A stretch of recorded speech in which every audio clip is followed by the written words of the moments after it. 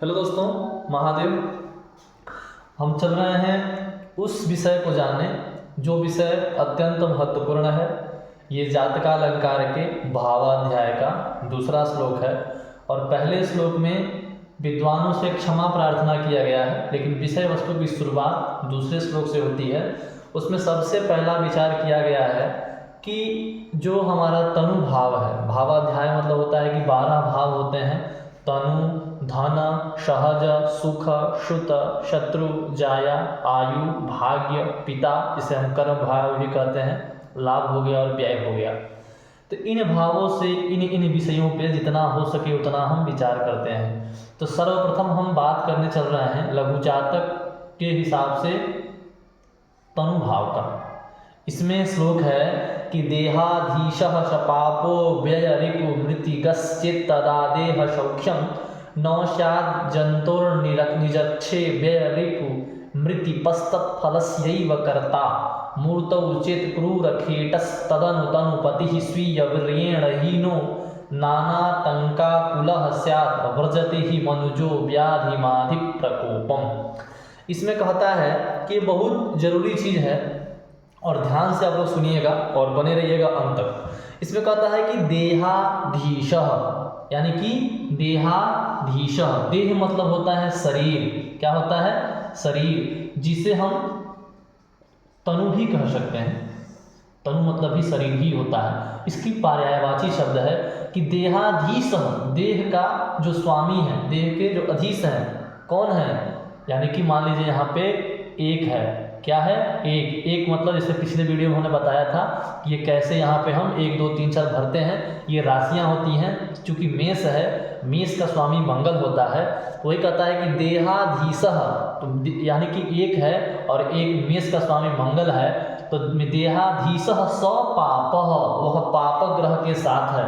तो ये देखिए, एक होता है क्रूर ग्रह और एक होता है पाप ग्रह। तो क्रूर में आते हैं हमारे सूर्य हो जाते हैं और मंगल होते हैं, और पाप हमें मुख्यतः देखा जाता है तो ये शनि हो गया और राहु और केतु, इतना मतलब देखा जाता है।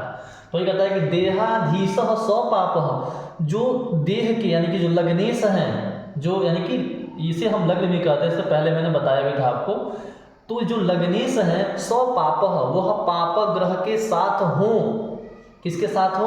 पाप ग्रह, ये ग्रहों के किसी न किसी ग्रह के साथ हो। और कहाँ कहाँ हो?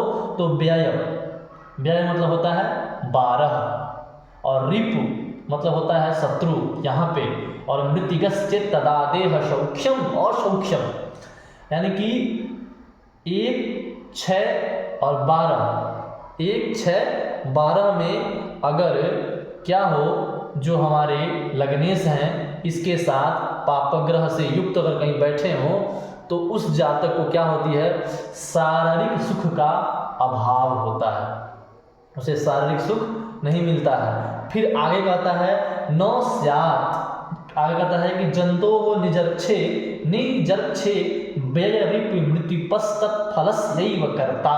फिर कहता है कि यदि व्ययेश, उसके व्ययेश हो गया ये। फिर कहता है व्ययेश के बाद से कहता है रोगेश। फिर कहता है क्या? ये रंध्रेश।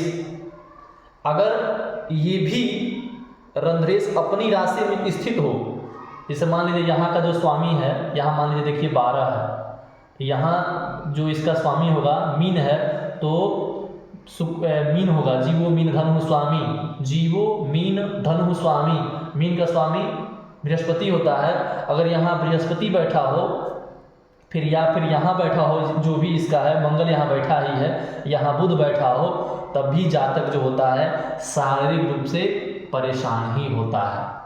फिर आगे कहता है कि मूर्तौ चेत् क्रूरखेटस् तदनु तनुपतिः स्वीयवीर्येण हीनो।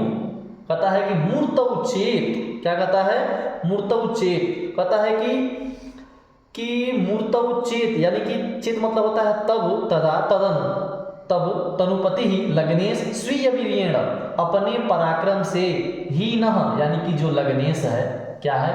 लग्नेश यानी कि मान लीजिए मंगल है, और स्वीयवीर्येण, स्ववीर्येण, अपने पराक्रम से, हीनः, स्वीयवीर्येण हीनो, तो नाना तंकाकुलः स्यात्, उसे नाना प्रकार के दुख होते हैं, पीड़ा होते हैं। अब ब्रजते ही मनुजो व्याधिमादि प्रकोपम, व्याधि आधि और व्याधि दो होता है, यानी कि शारीरिक रूप से तो परेशानी जातक को होती ही है, पर मानसिक रूप से भी जातक परेशान रहता है, ऐसा विचार किया जाता है। तो 3 स्थितियां बन रही थी। सबसे पहली स्थिति क्या बन रही थी, जो लग्नेश है किसी पापक ग्रह के साथ 1, 6 और 12 में बैठेगा, किसी पापक ग्रह से युक्त होना चाहिए, तब जातक शारीरिक रूप से परेशान रहेगा। दूसरी स्थिति क्या थी, अगर कोई मान लीजिए ये क्या कहते हैं कि व्ययेश है, रंध्रेश है और अष्टमेश है। अष्टमेश ये होता है कि हम बोल रहे हैं कि व्ययेश, क्या बोल रहे हैं, व्ययेश। व्यय मतलब होता है 12, यानी कि यहाँ पे जो संख्या लिखा है, मान लीजिए यहाँ पे 11 लिख दिए। 11 मतलब क्या समझते हैं, कुंभ मीन, कुंभ समझते हैं, इसका मतलब हो गया कुंभ, और कुंभ का स्वामी शनि है। अगर शनि यहाँ बैठा है और अपने घर में बैठ गया है, इसी भाव में बैठ गया है, तो जातक निश्चित रूप से वो रोगी रहेगा ही, या रोग से ग्रसित रहेगा। और भी ग्रह अगर प्रबल होते हो सकता है कि न हो, अगर ऐसी स्थिति बन जाती है कुंडली में, पर हमें ऐसा विचार करना चाहिए कि व्ययेश और हमारा अष्टमेश और ये रोगेश अगर अपने ही घर में बैठे हों, तभी जातक क्या होता है, दुखी ही होता है शारीरिक रूप से। फिर कहता है कि मूर्त उचित क्रूर खेट, अगर कोई क्रूर खेट, क्रूर ग्रह तदनु तनुपति ही, मतलब तनुपति ही यानी कि इसके घर में बैठा हो, और तनुपति ही क्या है, मान लीजिए यानी कि लग्न में कोई अशुभ ग्रह बैठा है, यानी पापक ग्रह बैठा हो, और तनुपति ही स्वीय वीर्यहीन, अपने पराक्रम से हीन हो, तब जातक क्या होता है कि नाना तंका कुलहस्या ब्रजते ही मनुजो व्याधिमादि प्रकोपम, आदि और व्याधि से वो परेशान ही रहता है। ठीक है दोस्तों, आगे और पढ़ा जाएगा, इतना ही याद रखने देते हैं। महादेव।